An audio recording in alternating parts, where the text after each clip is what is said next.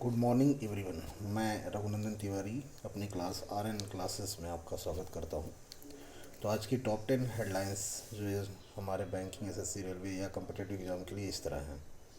सबसे पहला क्वेश्चन यहाँ से आता है, केंद्रीय मंत्री नितिन गडकरी ने हाल में ही घोषणा की है कि भारत सरकार के अगले 2 वर्षों में कितने लाख करोड़ रुपए में सड़क निर्माण का लक्ष्य रखा गया है। तो यहाँ पे एक क्वेश्चन भी बनता है कि मे भी नितिन गडकरी ने कितने 2 सालों में कितने लाख करोड़ का एक लक्ष्य रखा हुआ है अमाउंट का। तो यहाँ आंसर बनता है 15 लाख, यानी 15 लाख करोड़ रुपए का एक बजट रखा गया है।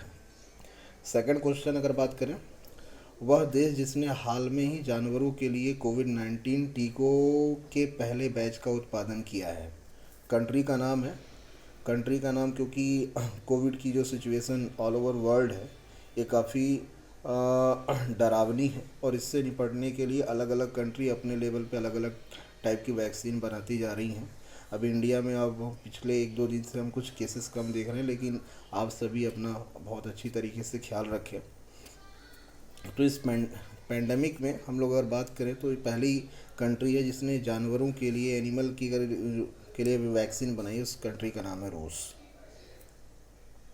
अगला क्वेश्चन है, अंतर्राष्ट्रीय खगोल विज्ञान दिवस इंटरनेशनल एस्ट्रोनॉमी डे कब मनाया जाता है। तो राइट आंसर यहाँ पे 2 मई यानी 2 मई को ये मनाया जाता है। नेक्स्ट अगला क्वेश्चन है, जो देश कम गति वाली ड्राइवरलेस कारों को चलाने के लिए अनुमति देने वाला पहला देश बन गया है, देश का नाम आपको बताना है। तो राइट आंसर यहाँ पे है ब्रिटेन। ब्रिटेन पहली एक ऐसी कंट्री है, बोला जाए ऐसा देश है जिसने ड्राइवरलेस कम गति की जो कार हैं उनको चलाने के लिए अनुमति प्रदान करता है। अगेन कंट्री का नाम रिपीट कर रहा हूँ, Britain. One more important days, अंतर्राष्ट्रीय मजदूर दिवस कब मनाया जाता है। तो मे बी 1 मई। फर्स्ट मई हम लोग लेबर डे के नाम से भी जानते हैं और 1 मई हम लोग अंतर्राष्ट्रीय मजदूर दिवस के भी नाम से जानते हैं। एक इम्पॉर्टेंट कोड यहाँ पे भी रखा गया है। कल इम्पॉर्टेंट डेज था, कल 12 मई, जिसको अगर हम बात करें तो इंटरनेशनल नर्सेस डे मनाया जाता है। इंटरनेशनल नर्स डे मनाया जाता है। अगर बात करें अंतर्राष्ट्रीय नर्स डे, इस पे हमारे उपराष्ट्रपति वेंकैया नायडू जी ने कहा है कि इस महामारी के दौरान नर्सेस सबसे ज़्यादा आगे रही हैं। यानी हमारे इंडिया के उपराष्ट्रपति वेंकैया नायडू जी ने पूरे इस पैंडमिक के दौरान डॉक्टर की जो टीम है उस पर नर्सेस का अपना एक इम्पॉर्टेंट रोल अदा करने की बात कही है और वो काफ़ी फ्रंट लाइन वर्कर की तरह काम कर रहे हैं।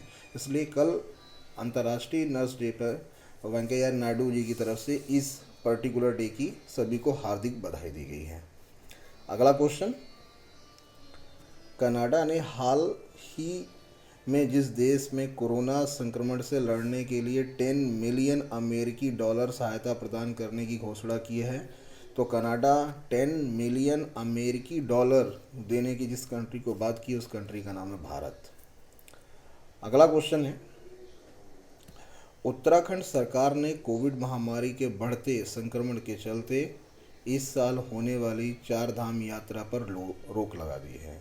यानी पर्टिकुलर किस टाइप की यात्रा पर उत्तराखंड गवर्नमेंट ने रोक लगा दी है। तो कोविड के सिचुएशन को ध्यान में रखते हुए उत्तराखंड गवर्नमेंट ने 4 धाम यात्रा पर रोक लगा दी है। अगला क्वेश्चन, भारत के जिस पूर्व अटॉर्नी जनरल का 91 वर्ष में निधन हो गया है उनका नाम है सोली सोराबजी। नेक्स्ट क्वेश्चन, हाल ही में जिस देश ने ऑस्ट्रेलिया से व्यापारिक समझौतों पर चल रही सभी गतिविधियों पर अनिश्चित काल के लिए रोक लगा दिया है, देश का नाम है। तो जिस पर्टिकुलर देश ने ऑस्ट्रेलिया के पूरे ट्रेड को पूरे तरीके से अनिश्चित काल के लिए रोक दिया, उस देश का नाम क्या है, चीन। अगला क्वेश्चन, जिस देश ने 12 से 15 साल तक के बच्चों के लिए फाइजर वैक्सीन को मंजूरी दी है, उस देश का नाम क्या है, कनाडा। कनाडा 12 से 15 साल के बच्चों के लिए अगेन वैक्सीन को मंजूरी दे दी है। अगला क्वेश्चन, हाल ही में जिस राज्य सरकार ने 10 से 24 मई तक संपूर्ण लॉकडाउन लगाने की घोषणा की है, उस राज्य का नाम यहाँ पे राजस्थान है। हालांकि मल्टीपल स्टेट डिफरेंट टाइप के अनाउंसमेंट करते हैं। महाराष्ट्र गवर्नमेंट ने भी अभी हाल में कहा है कि हमें 30 मई तक के लॉकडाउन की ज़रूरत है। तेलंगाना में भी अभी लॉकडाउन चल रहा है। इसके अलावा अगर हम बात करें तो तमिलनाडु में भी लॉकडाउन चल रहा है। उड़ीसा की न्यूज़ आप सभी ने सुनी है कि वहाँ की गवर्नमेंट, अगर बात करें सीएम नवीन पटनायक जी ने वहाँ के लोगों के लिए अलग से वैक्सीन परचेस करने की बात की है।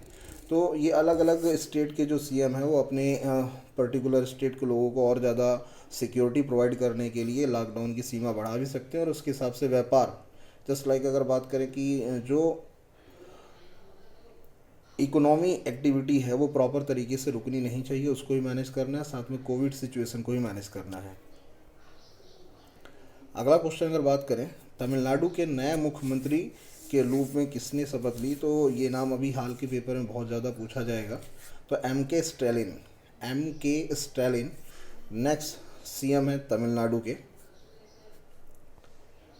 एक इम्पॉर्टेंट कोट और हमने यहाँ पे रखा है, संयुक्त राष्ट्र ने कहा है कि भारत 2022 में विश्व की सर्वाधिक तेज गति से विकसित अर्थव्यवस्था हो।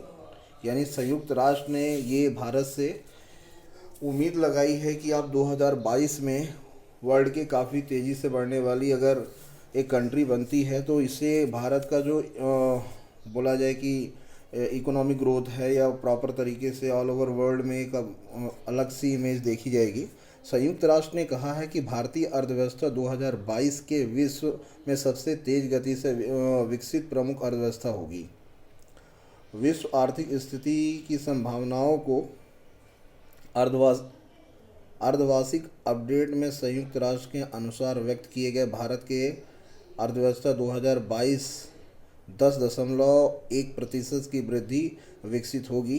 चीन की अर्थव्यवस्था की वृद्धि 2021 में आकलन 8% से घटकर 2022 में 5 के आसपास है। तो ये बताया जा रहा है कि अगर हम प्रॉपर तरीके से अपने आप को मेंटेन करते हैं, अपनी इकोनॉमी एक्टिविटी को भी मेंटेन करते हैं और कोविड सिचुएशन को भी मैनेज करते हैं तो इंडिया एक बहुत अच्छे सिचुएशन पे पहुंच सकता है। ये होप किया गया है कि मे बी इंडिया भी इस पर पूरी तरीके से खरा उतरे। तो ये हमारे आज के कुछ इंपॉर्टेंट क्वेश्चन थे। अगर आपको जो भी इन्फॉर्मेशन हमसे मिली हो प्रॉपर तरीके से हमारे इस वीडियो को आप देखते रहिए। मैं रघुनंदन तिवारी आपको फिर से अपने इस चैनल में वेलकम करता हूँ। मेरी क्लासेस है RN classes. Thank you and best of luck.